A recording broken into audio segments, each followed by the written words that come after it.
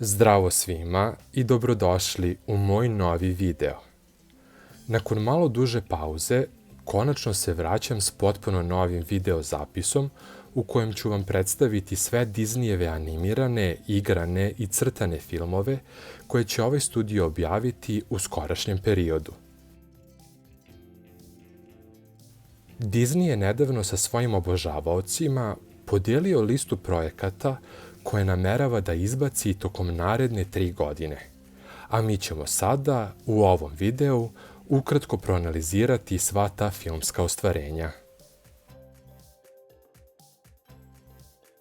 Prvi film na listi je najnoviji nastavak iz najčuvenijeg Pixarovog filmskog serijala, a reč je o filmu Priča o igračkama 5. Ovo filmsko ostvarenje u bioskope stiže već 18. juna i ono će nam prikazati sasvim novu pustolovinu svih nama poznatih junaka. Ovoga puta Buzz i družina morat će da se suoče s potpuno novim zlikovcem, dečijim tabletom po imenu Liliped. Ovaj dugo iščekivani Pixarov film donosi priču koja sjajno odražava savremeno detinjstvo u kojem tehnologija polako zamenjuje tradicionalne igračke. Da li će Buzz, Woody i njihovi ostali prijatelji uspjeti da prevaziđu nove prepreke ili će pokleknuti pred izazovima koje sa sobom donosi novi svet tehnologije? Otkrićemo za svega nekoliko nedelja kada ovaj film bude stigao na naša velika platna. Naredni film, koji takođe stiže u bioskope tokom ovog leta, je igrana adaptacija animiranog filma Moana. Ovo igrano delo na velika platna stiže 9. jula i prema poslednjim informacijama njegova radnja će biti identična radnji originalnog animiranog filma iz 2016. godine. Dakle, ova igrana adaptacija nam neće predstaviti nove pesme, junake i zaplete, kao što je to uglavnom bio slučaj s Disneyjevim prethodnim igranim obradama. Sve to je veoma razljutilo mnoge Disneyjeve obožavaoce koji smatraju da Disney bespotrebno reciklira svoje stare ideje umjesto da svoju pažnju usmeri na stvaranje novih priča i filmova. U jednom od mojih ranijih videa smo već spominjali kako izgleda glumačka postavka ovog dela, pa ćemo se sada samo ukratko toga podsjetiti. Predivna mlada australijska glumica Catherine Lagaaja glumit će Moanu u ovom igranom filmu, dok će glumac Dwayne Johnson reprizirati ulogu poluboga Mauja. Glumac John Tui tumačit će ulogu Moaninog oca, poglavice Tuija. Glumica Frankie Adams igraće sinu, Moaninu majku, dok ćemo čuvenu glumicu Renu Oven gledati u ulozi bake Tale. Dakle, brojne polemike su počele da okružuju ovo delo, iako njegova premijera još nije ni održana. Međutim, uprkos svim tim preprekama, Moanin igrani film će zasigurno istupiti na bioskopsku pozornicu za manje od 2 meseca, a nama jedino ostaje da vidimo kakav će uspeh on ostvariti. Treći film na ovoj listi je Disneyevo najnovije animirano delo koje izlazi krajem ove godine, a njegovo ime je Hexed. Hexed, odnosno Začarana u srpskom prevodu, bit će Disneyev 65. zvanični klasik.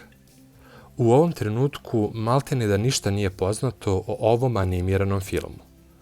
Ono što nam je Disney jedino otkrio o njegovoj radnji je to da će glavna junakinja ovog dela biti tinejdžerka po imenu Billy, koja će jednog dana otkriti da posjeduje čarobne moći.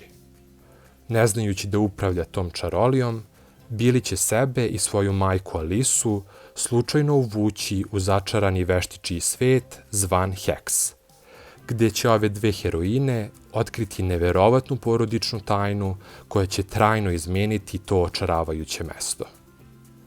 Hexed u bioskope stiže krajem novembra, a prva zvanična najava za ovo filmsko ostvarenje očekuje se u narednim nedeljama. Četvrto filmsko ostvarenje sa ove liste je potpuno novi Disney Pixar film pod nazivom Gato. Bioskopska premijera ovog dela održat će se 4. marta 2027. godine, a njegova glavna radnja biće fokusirana na mačora po imenu Nero, zastrašujućeg šefa mačje mafije, koji će tokom ovog filma biti primoran da sklopi neočekivano prijateljstvo koje bi ga konačno moglo dovesti do njegovog životnog cilja. Zvanično je potvrđeno da će Gato biti crtano animirani film, odnosno da će njegova animacija sadržati i 2D i 3D elemente, baš kao što je to bio slučaj s Disneyevim klasikom Želja. Ovo Gata čini prvim delom u istoriji Pixar studija koje će makar delimično biti rađeno u crtanoj animaciji, što mnogim Disneyevim obožavaocima uliva nadu da će ova kompanija možda jednog dana ponovo odlučiti da započne izradu tradicionalnih crtanih filmova. Sledeće delo na ovoj listi je dugo očekivani nastavak serijala Zaleđenog kraljevstva, a reč je o filmu Zaleđeno kraljevstvo 3. Premijera ovog klasika zakazana je za 23. novembar 2027. godine.